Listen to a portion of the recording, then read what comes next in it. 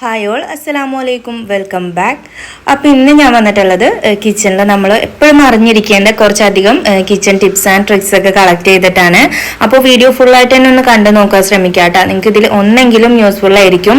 അപ്പോൾ അങ്ങനെയാണെന്ന് തോന്നുകയാണെങ്കിൽ മറക്കാണ്ട് നമ്മുടെ വീഡിയോക്ക് ഒരു ലൈക്ക് ചെയ്യുക കേട്ടോ. അതേപോലെ തന്നെ നിങ്ങളുടെ ഫ്രണ്ട്സിനും ഫാമിലീസിനൊക്കെ ഒന്ന് വീഡിയോ ഷെയർ ചെയ്ത് കൊടുക്കുക. അതേപോലെ ആദ്യമായിട്ട് കാണുന്നവരാണെന്നുണ്ടെങ്കിൽ മറക്കാണ്ടൊന്ന് സബ്സ്ക്രൈബ് ചെയ്തിട്ട് സപ്പോർട്ടും കൂടെ ചെയ്യുക കേട്ടോ.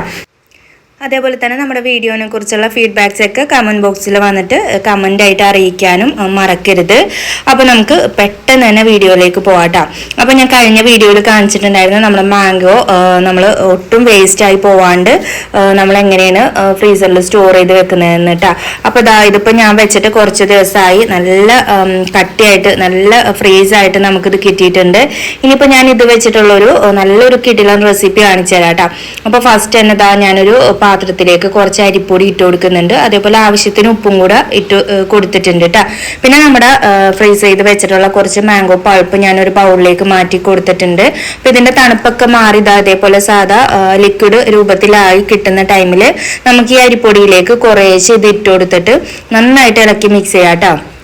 അപ്പോൾ നമുക്ക് രാവിലെ പെട്ടെന്നൊക്കെ കുറച്ച് പെട്ടെന്ന് കറിയൊന്നും ഇല്ലാണ്ട് ബ്രേക്ക്ഫാസ്റ്റ് ഒക്കെ ഉണ്ടാക്കി എടുക്കണമെന്നുണ്ടെന്നുണ്ടെങ്കിലും അതേപോലെ കുട്ടികൾക്കൊക്കെ ഒരുപാട് ഇഷ്ടമാവും ഈ ഒരു റെസിപ്പി. അപ്പോൾ ഞാനിപ്പോൾ ഈ ഒരു മാംഗോ വെച്ചിട്ട് നമ്മൾ നല്ല സോഫ്റ്റ് പുട്ടാണ് ഉണ്ടാക്കി എടുക്കുന്നത്. വേറെ കറിയോ ഒന്നും വേണ്ട, കുറച്ച് പഞ്ചസാര വേണമെന്നുണ്ടെങ്കിൽ നമുക്കൊന്ന് ജസ്റ്റ് ഒന്ന് ഡസ്റ്റ് ചെയ്ത് കൊടുത്താൽ മതിയിട്ട് ഇത് കഴിക്കാനായിട്ട്. അപ്പോൾ ഞാനിത് മാംഗോ പൾപ്പ് ഒരു 3/4 ഭാഗത്തോളം കുറേശ്ശെ നമ്മൾ ഇതിലേക്ക് ഇട്ട് കൊടുത്ത് കൈ വെച്ചിട്ട് നന്നായിട്ട് നനച്ചെടുക്കുന്നുണ്ട് കേട്ടോ. ഇതിൽ വേറെ വെള്ളമോ ഒന്നും നമ്മൾ ആഡ് ചെയ്ത് കൊടുക്കുന്നില്ല. വെറും ഈ ഒരു മാംഗോന്റെ പൾപ്പ് വെച്ചിട്ടാണ് നമ്മൾ ഈ പുട്ടിന് നല്ല സോഫ്റ്റ് ആയിട്ട് പുട്ടുപൊടി നനച്ചെടുക്കുന്നത്. ഇനി നമ്മൾ സാധാ പുട്ടുണ്ടാക്കുന്നത് പോലെ ആദ്യം ഞാൻ പുട്ടിന്റെ കുറ്റിയിലേക്ക് കുറച്ച് തേങ്ങ ഇട്ട് കൊടുക്കുന്നുണ്ട്. പിന്നെ ഇതേപോലെ പുട്ടും കൂടെ ആ ഒരു പുട്ടിന്റെ പൊടിയും കൂടി ഇട്ട് കൊടുത്ത് വീണ്ടും തേങ്ങ ഇട്ട് കൊടുത്ത് നന്നായിട്ട് സ്റ്റീം ചെയ്തെടുക്കാം കേട്ടോ. ഈ ഒരു പുട്ടിന് വേറെ കറികളുടെ ഒന്നും ഒരു ആവശ്യമില്ല കേട്ടോ. നമുക്ക് നല്ലൊരു മാംഗോന്റെ ഫ്ലേവറിൽ മാംഗോ ഒരുപാട് ഇഷ്ടപ്പെടുന്നവർക്കൊക്കെ നമുക്ക് വീട്ടിൽ ചെയ്തെടുക്കാൻ പറ്റിയിട്ടുള്ള നല്ലൊരു കിഡിലൻ റെസിപ്പിയാണ് കേട്ടോ. അപ്പൊ ഞാനിവിടെ ആ ഒരു ഫ്രീസ് ചെയ്ത് വെച്ചിട്ടുള്ള മാംഗോ പ്യൂരി ഉപയോഗിച്ചാണ് ഞാനിപ്പോൾ ഇത് ട്രൈ ചെയ്ത് എടുത്തിട്ടുള്ളത് കേട്ടോ, ഞാൻ ഉണ്ടാക്കി എടുത്തിട്ടുള്ളത്. അപ്പൊ ഇതേപോലെ നമ്മൾ മാംഗോന്റെ പൾപ്പ് ഫ്രീസ് ചെയ്ത് സൂക്ഷിക്കുകയാണെന്നുണ്ടെങ്കിൽ നമുക്ക് എല്ലാത്തിനും ജ്യൂസിനാണെങ്കിലും പുഡിങ്ങിനാണെങ്കിലും ഇതേപോലെ ബ്രേക്ക്ഫാസ്റ്റ് ഉണ്ടാക്കാനാണെങ്കിലൊക്കെ നമുക്ക് നല്ല അടിപൊളിയായിട്ട് യൂസ് ചെയ്യാം. അപ്പൊ കണ്ടില്ലേ, നല്ല സോഫ്റ്റ് ആയിട്ടുള്ള പുട്ടാനിട്ട് ഇത് വേണമെന്നുണ്ടെങ്കിൽ മാംഗോ പീസസ് ഉണ്ടെന്നുണ്ടെങ്കിൽ അതിന്റെ കൂടെയും കഴിക്കുക, അല്ലെങ്കിൽ കുറച്ച് പഞ്ചസാര ഇട്ടിട്ട് കഴിക്കാനും നല്ല ടേസ്റ്റ് ആണ് കേട്ടോ. അടിപൊളിയാണ്. നിങ്ങൾ ഒരു പ്രാവശ്യമെങ്കിലും ഒന്ന് ട്രൈ ചെയ്ത് നോക്കുക. ഇനി നെക്സ്റ്റ് നമുക്ക് പച്ചമാങ്ങയൊക്കെ അധികം കിട്ടുന്ന ഒരു ടൈമാണല്ലേ. പച്ചമാങ്ങയുടെ ഒക്കെ സീസൺ ഇപ്പൊ ഏകദേശം അവസാനിക്കാറായി. ഇപ്പൊ പഴുത്ത മാങ്ങയുടെ സീസൺ ആയിക്കൊണ്ടിരിക്കുകയാണ്. അപ്പൊ നമ്മൾ പച്ചമാങ്ങ ഇതേപോലെ കിട്ടുന്ന ടൈമിൽ നമുക്ക് സ്റ്റോർ ചെയ്ത് വെക്കാനുള്ള പച്ചമാങ്ങയായിട്ട് തന്നെ നല്ല പുളിയുള്ള മാങ്ങ പച്ച ഇതിൽ തന്നെ സ്റ്റോർ ചെയ്ത് വെക്കാനുള്ള ഒരു കിഡിലൻ ടിപ്പാണ് കേട്ടോ ഞാൻ കാണിക്കുന്നത്. അപ്പൊ ഫസ്റ്റ് തന്നെ ഞാൻ തൊലിയൊക്കെ കളഞ്ഞ് കഴുകിയൊക്കെ എടുത്തിട്ടുണ്ട്. എന്നിട്ട് ഇതേപോലെ നമ്മൾ ആ ഒരു പച്ചമാങ്ങ ഒരു നന്നായിട്ട് കട്ട് ചെയ്തെടുക്കാം കേട്ടോ. മാക്സിമം നമുക്ക് കിട്ടുന്ന രീതിയിൽ അതൊന്ന് കട്ട് ചെയ്തെടുക്കാം. അപ്പൊ എത്ര മാങ്ങ ഉണ്ടെന്നുണ്ടെങ്കിലും നമുക്ക് ഇതേപോലെ എത്ര നാള് ഏകദേശം ഒരു 6 മാസം വരെയൊക്കെ നമുക്ക് ഇതേപോലെ ഫ്രീസറിൽ സ്റ്റോർ ചെയ്ത് വെക്കാട്ടോ. അപ്പൊ ഇതേപോലെ നിങ്ങൾ ചെയ്ത് വെച്ച് നമുക്ക് കറികൾക്കാണെങ്കിലും ചമ്മന്തിക്കാണെങ്കിലും എന്തിനാണെങ്കിലും നമുക്ക് ഇതേപോലെ എടുത്ത് നമുക്ക് ഉപയോഗിക്കാം. പച്ചയായിട്ട് തന്നെ നമുക്ക് ഉപയോഗിക്കാം കേട്ടോ. അപ്പൊ ഞാൻ നന്നായിട്ട് അതെല്ലാം കട്ട് ചെയ്തിട്ട് എൻ്റെ ഇപ്പൊ 2 ഉണ്ടായിരുന്നുള്ളൂ. അപ്പൊ അത് ഇതേപോലെ കട്ട് ചെയ്ത് ഒരു സിപ്പ് ലോക്കിലാക്കിയിട്ട് ഫ്രീസറിലേക്ക് വെച്ച് കൊടുക്കുന്നുണ്ട്. ഇനി സിപ്പ് ലോക്ക് ഇല്ലാന്നുണ്ടെങ്കിലും ഒരു എയർ ടൈറ്റ് ആയിട്ടുള്ള ഒരു കണ്ടെയ്നറിലേക്ക് ഇട്ട് കൊടുത്തിട്ട് നമുക്ക് അങ്ങനെ വേണമെങ്കിലും സ്റ്റോർ ചെയ്ത് വെക്കാം കേട്ടോ. അപ്പൊ ഇത് കണ്ടില്ലേ, ഇതിപ്പോ ഞാനിതാ 2 ദിവസം മുമ്പ് സ്റ്റോർ ചെയ്ത് വെച്ചതാണ്. അപ്പൊ ഇതിപ്പോ നന്നായിട്ട് കട്ടിയായിട്ട് കിട്ടിയിട്ടുണ്ട് കേട്ടോ. നല്ല ഒന്നും പറ്റാണ്ട് കിട്ടിയിട്ടുണ്ട്. ഇതിനിപ്പോ നമുക്ക് മീൻ കറികളിലേക്കോ അല്ലെങ്കിൽ ചമ്മന്തി അരക്കാനോ അല്ലെങ്കിൽ എന്തിനാണെന്നുണ്ടെങ്കിലും നമുക്ക് ഇതേ രീതിയിൽ ഒട്ടും ഒന്നും പറ്റാണ്ട് നമുക്ക് യൂസ് ചെയ്യാം. അപ്പൊ ഈ ഒരു ടിപ്പ് നിങ്ങൾക്ക് അറിഞ്ഞൂടാന്നുണ്ടെങ്കിൽ ഒന്ന് ട്രൈ ചെയ്ത് നോക്കിക്കോ. ഇനി നെക്സ്റ്റ് ഞാൻ കുറച്ച് ഉണക്കമീനായിട്ട് എടുത്തിട്ടുള്ളത്.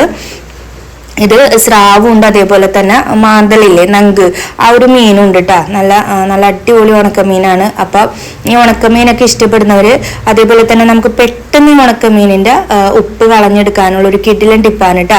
കുറെ നേരം വെള്ളത്തിലൊന്നും ഇട്ട് വെക്കാൻ ടൈം ഇല്ലാന്നുണ്ടെങ്കിൽ നമുക്കൊരു 1-2 അല്ലെങ്കിൽ കൂടി വന്ന ഒരു 5 മിനിറ്റ് കൊണ്ട് തന്നെ നമുക്ക് ഇതിന്റെ ആ ഒരു നല്ല കട്ടിയുള്ള ഉപ്പൊക്കെ നമുക്ക് കളഞ്ഞ് നല്ല ഈസി ആയിട്ട് നമുക്ക് കളഞ്ഞെടുക്കാം. അപ്പൊ അതിനുള്ളൊരു ടിപ്പാണ്. അപ്പൊ ഞാനിത് ആ ഉണക്കമീൻ നന്നായിട്ട് മുങ്ങി കിടക്കുന്ന രീതിയിൽ വെള്ളം ഒഴിച്ചു കൊടുക്കുന്നുണ്ട്.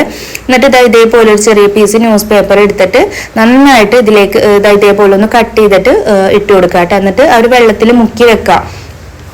ഒരു 5 മിനിറ്റെങ്കിലും നമുക്ക് ഇതേപോലെ ഒന്ന് വെച്ച് കൊടുക്കാം കേട്ടോ. അപ്പോൾ വെച്ച് കൊടുത്ത് നമ്മൾ ഈ ഒരു പിന്നെ നമ്മൾ പൊരിക്കേണ്ട ടൈമിൽ ഇതേപോലെ ന്യൂസ് പേപ്പറൊക്കെ മാറ്റിയെടുത്ത് നന്നായിട്ട് കഴുകുക. ഒരു 3-4 പ്രാവശ്യം കഴുകിയെടുത്ത് നമുക്ക് കട്ട് ചെയ്തിട്ട് പൊരിച്ചെടുക്കാം കേട്ടോ. അപ്പം ഇങ്ങനെ ചെയ്യുമ്പോഴെന്നുണ്ടെങ്കിൽ അവിടെ ഉണക്കമീനിൽ ഭയങ്കര ഉപ്പിൻ്റെ ഒരു അംശം ഉണ്ടാവില്ല. ഉപ്പിൻ്റെ ടേസ്റ്റ് കൂടി നിൽക്കും. കാരണം നന്നായിട്ട് ഉപ്പിലിട്ടിട്ടാണ് ഇവർ ഇത് ഉണക്കിയെടുക്കുന്നത്. അപ്പോൾ ആ ഒരു നല്ല കട്ടിയുള്ള ഉപ്പ് ഇങ്ങനെ പോയിട്ട് നമുക്ക് ആവശ്യത്തിനുള്ള രീതിയിലുള്ളൊരു ഉപ്പായിട്ട് നമുക്ക് കിട്ടും. അപ്പോൾ അത് പെട്ടെന്ന് കുറേ നേരം വെള്ളത്തിലിട്ട് വെക്കാണ്ട് തന്നെ നമുക്ക് നല്ല സിമ്പിളായിട്ട് അതിൻ്റെ ഉപ്പൊക്കെ കളഞ്ഞെടുക്കുക. അപ്പോൾ ഞാനിത് ഉണക്കമീൻ ഫ്രൈ ചെയ്ത് ഒരു ഡപ്പിയിലാക്കി വെച്ചിട്ടുണ്ട് കേട്ടോ. ഇനി നെക്സ്റ്റ് നമ്മൾ ഈ ഒരു ഉണക്കമീൻ വറക്കുമ്പോഴും അല്ലെങ്കിൽ പച്ചമീനായാലും എന്താണെങ്കിലും വറക്കുന്ന ടൈമിലൊക്കെ അടുക്കളയിൽ ഭയങ്കര ഒരു ബാഡ് സ്മെല്ലായിരിക്കുള്ളൂ. നമ്മൾ വീട്ടിലുള്ളിൽ നിൽക്കുന്നവർക്ക് അത് അത്ര നമുക്ക് അറിയുന്നില്ല എന്നുണ്ടെങ്കിലും പുറത്തുനിന്നൊക്കെ ആരെങ്കിലും നമ്മുടെ വീട്ടിലേക്ക് ഗസ്റ്റ് ഒക്കെ വരുമ്പോഴോ അല്ലെങ്കിൽ പുറത്ത് പോയിട്ടൊക്കെ വരുന്ന ടൈമിൽ അവർക്ക് പെട്ടെന്ന് ഈ ഒരു സ്മെല്ലൊക്കെ നമുക്ക് അടുക്കളയിലേക്ക് കയറുമ്പോഴായാലും അല്ലെങ്കിൽ നമ്മുടെ വീടിൻ്റെ ഉള്ളിലേക്ക് കയറുന്ന ടൈമിലാണെങ്കിൽ പോലും അത് എടുത്തറിയൂട്ടോ. അത് ഭയങ്കര ശരിക്കും ഒരു ബാഡ് സ്മെല്ലായിരിക്കുള്ളൂ. അപ്പം അത് പോവാൻ വേണ്ടിയിട്ടുള്ള ടിപ്പാണ് കേട്ടോ. അപ്പൊ ഞാനൊരു പാനിലേക്ക് കുറച്ച് കാപ്പിപ്പൊടി ഇട്ട് കൊടുക്കുന്നുണ്ട്. ഈ വില കുറഞ്ഞ കാപ്പിപ്പൊടിയൊക്കെ കിട്ടുമല്ലോ നമുക്ക്, അത്ര വിലയില്ലാത്ത ക്വാളിറ്റി കുറഞ്ഞ കാപ്പിപ്പൊടി, അതൊക്കെ ഉണ്ടെങ്കിൽ നമുക്ക് ഇങ്ങനെ ചെയ്യാനായിട്ട് ഉപയോഗിക്കാം കേട്ടോ. അതൊന്ന് ഇട്ട് കൊടുത്തിട്ട് ഒരു 1-2 മിനിറ്റ് തീ ഒന്ന് കുറച്ച് വെച്ചിട്ട് നന്നായിട്ടൊന്ന് ഇളക്കി മിക്സ് ചെയ്യുക. അപ്പോൾ തന്നെ നമ്മുടെ കിച്ചണിൽ മൊത്തം ആ ഒരു കാപ്പിപ്പൊടിയുടെ നല്ലൊരു സ്മെല്ല് ഉണ്ടാവും. അതേപോലെ നമ്മൾ ഉണക്കമീൻ കട്ട് ചെയ്യാൻ എടുക്കുന്നത് ആ ഒരു കത്തി അല്ലെങ്കിൽ കത്രിക ഒക്കെ ആ ഒരു ഭയങ്കര സ്മെല്ലായിരിക്കുള്ളൂ. അപ്പം ആ ഒരു കത്രിക ഇതേപോലെ ഞാനിപ്പോൾ കത്രിക വെച്ചാണ് കട്ട് ചെയ്തത്. ആ ഒരു കത്രികയിലേക്കും നമ്മുടെ ഈ ഒരു കാപ്പിപ്പൊടി കുറച്ചിട്ട് കൊടുത്തിട്ട് നന്നായിട്ടൊന്ന് സ്ക്രബ് ചെയ്യുക കേട്ടോ. അതേപോലെ നമ്മുടെ വാഷ് ബേസിനാണെന്നുണ്ടെങ്കിലും മീനൊക്കെ കഴുകുന്ന ടൈമിലും ഈ ഒരു ഉണക്കമീൻ കഴുകുന്ന ടൈമിലും ചിക്കൻ ആണെങ്കിലും ഒക്കെ കഴുകുന്ന ഒരു ടൈമിൽ ഭയങ്കര ഒരു സ്മെല്ലും കാര്യങ്ങളൊക്കെ ഉണ്ടാവും. അപ്പം ഇതേപോലെ നമ്മൾ ആ ഒരു ചൂടാക്കി വെച്ച കാപ്പിപ്പൊടിയിൽ നിന്ന് കുറച്ചൊന്ന് ഇട്ട് കൊടുക്കുക കേട്ടോ. എന്നിട്ട് നന്നായിട്ട് നമ്മുടെ കൈയും അതേപോലെ ആ ഒരു വാഷ് ബേസിനൊക്കെ ഒന്ന് കഴുകി നോക്ക്.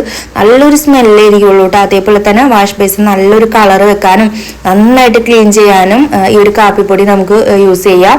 അപ്പോൾ കണ്ടില്ലേ നന്നായിട്ട് ക്ലീൻ ആയിട്ട് കിട്ടിയിട്ടുണ്ട്. ഇതേപോലെ നമ്മൾ സ്ക്രബ് ചെയ്ത് വെച്ചിട്ടുള്ള ആ ഒരു കത്രികയും ഞാനിതാ ഇതേപോലെ നല്ല വെള്ളത്തിലൊന്ന് കഴുകി എടുക്കുന്നുണ്ട് കേട്ടോ. നമ്മുടെ ഒരു കയ്യിനാണെങ്കിൽ പോലും ഒരു കാപ്പിപ്പൊടി വെച്ച് കഴുകി കഴിഞ്ഞിട്ടുണ്ടെങ്കിൽ ഒട്ടും ഒരു ബാഡ് സ്മെൽ ഉണ്ടാവില്ല കേട്ടോ.